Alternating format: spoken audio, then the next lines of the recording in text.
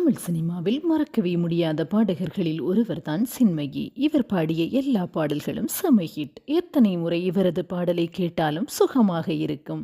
Sun தொலைக்காட்சியில் ஒளிபரப்பான சப்தஸ்வரங்கள் என்கிற இசை நிகழ்ச்சியில் பங்கேற்று அதில் டைட்டில் வின்னரானவர்தான் பாடிய சின்மயி. ஏ.ஆர். ரகுமான் இசையில் கன்னத்தில் முத்தமிட்டால் திரைப்படத்தில் இடம்பெற்ற ஒரு தெய்வம் தந்த பூவே பாடல்தான் அவரது முதல் திரைப்பட பாடல்.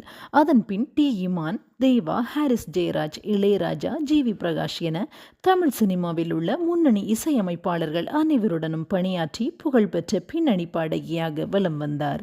பாடகியாக மட்டுமல்லாது சிறந்த டப்பிங் கலைஞராக சமந்தா, காஜல் அகர்வால், தமன்னா, த்ரிஷா என பல நடிகைகளுக்கு குரல் கொடுத்திருக்கின்றார். பாடகி சின்மயி 2014ஆம் ஆண்டு ராகுல் ரவீந்திரன் என்பவரை காதலித்து திருமணம் செய்து கொண்டார். திருமணமாகி 8 ஆண்டுகளுக்கு பிறகு இவர்களுக்கு இரட்டை குழந்தைகள் பிறந்தன.